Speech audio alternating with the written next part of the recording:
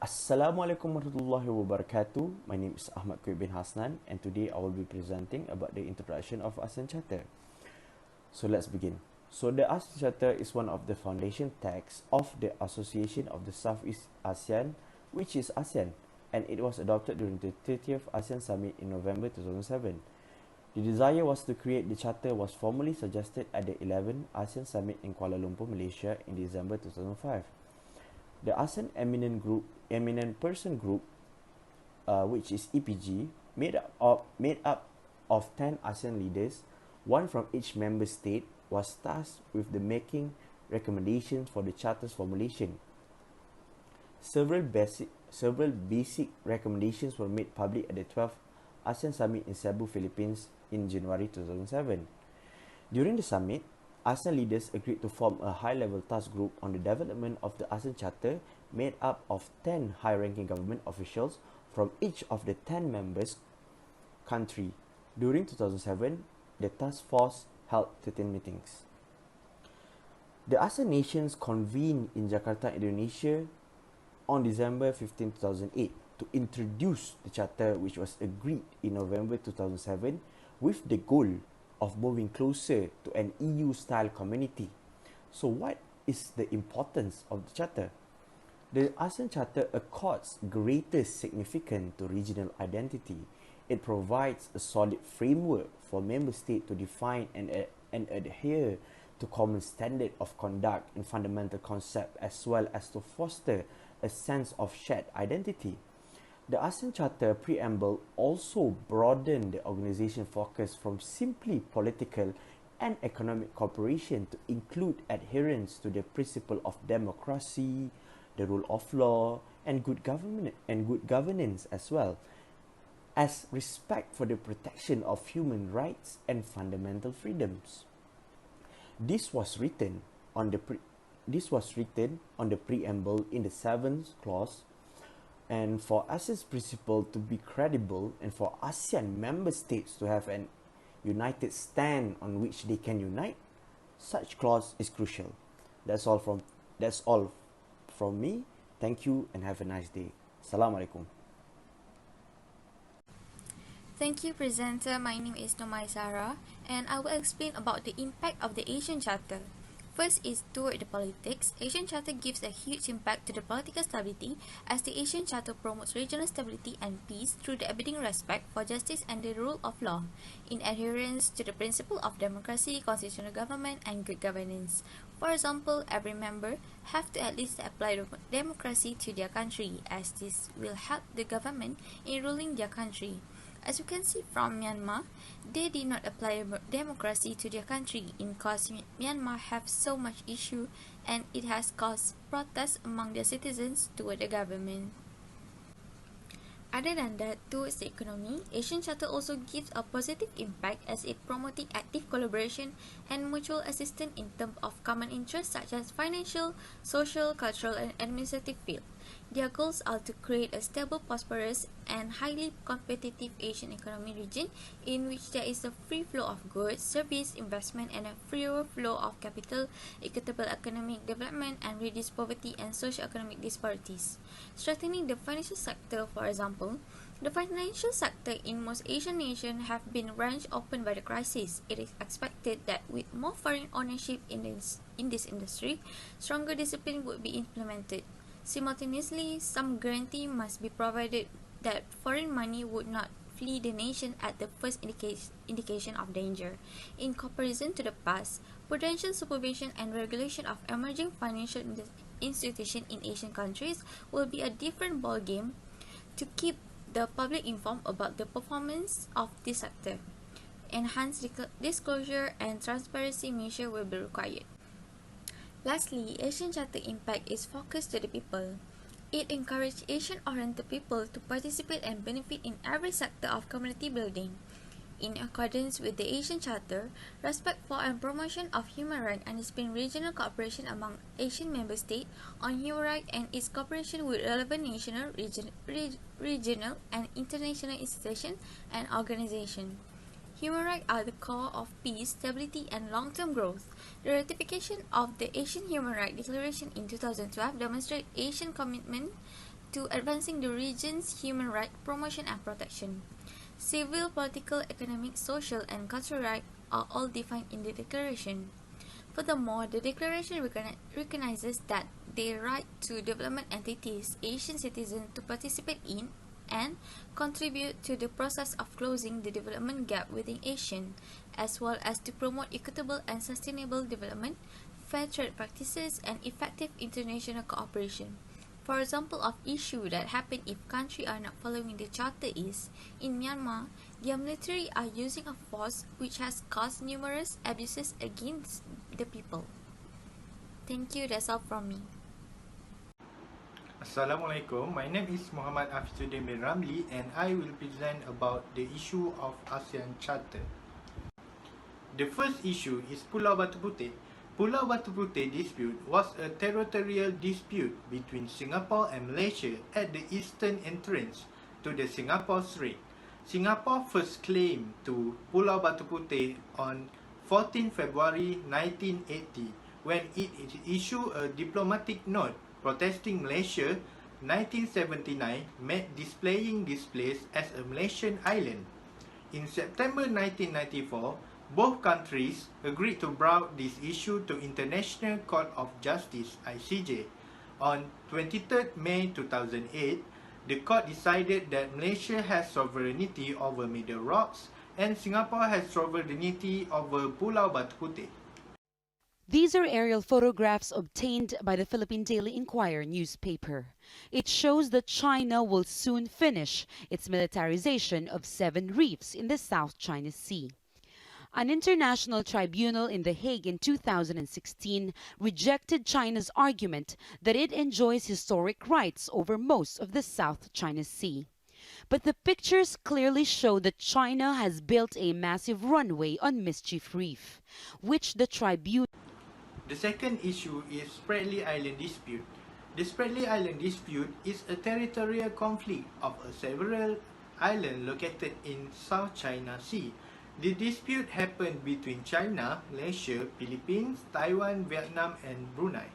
This country won this island due to its strategic location for economic and military as it is rich with natural resources. This issue is not even settled yet until this day. The law of the sea has stated that a country that has an exclusive zone where the area of 200 nautica miles belong to the nearby country, whether in resources or in the land.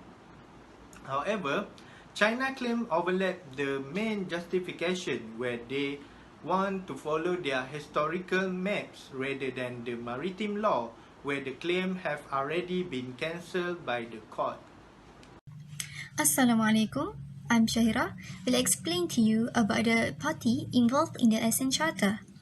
All of the 10 members of ASEAN Regional and External Party involved under Asian Organization will be regulated under ASEAN Charter to make sure the harmonious and cooperation between nations in the South Asia. First of all, in the establishment of economic cooperation, where the involvement of Asian regional members has significantly improved economic growth of state members in Asia, which are Brunei, Cambodia, Indonesia, Laos, Malaysia, Myanmar, Philippines, Singapore, Thailand, and the Socialist Republic of Vietnam. It thus reducing the economic gap between its members. For example, Preferential Trading Agreement (PTA) with the goal of escalating economic growth while also advancing social advancement and culture development. In 2011, a study shows that PTA's flexibility in partnership and coverage section assists Asian members in reducing reliance on American and EU markets and increasing policy autonomy by diversifying economic connection with China, Japan, and other overseas markets. The cooperation in the context of security and politics. The cooperation between Asian state members and external relations from other countries in order to maintain stability, peace, and security in various regions in the world, especially regions that suffer from conflict.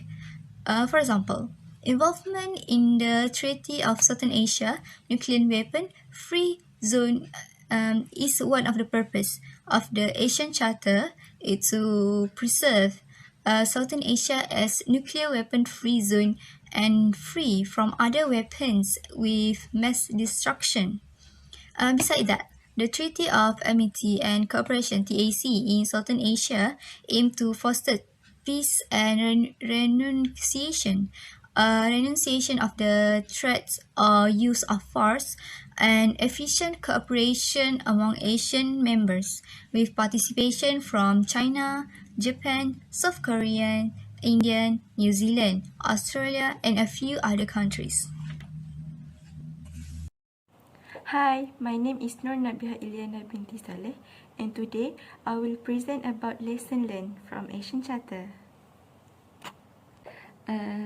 The first lesson that we get from Asian Charter is Asian Charter teach us more about the concept of democracy in the decision making.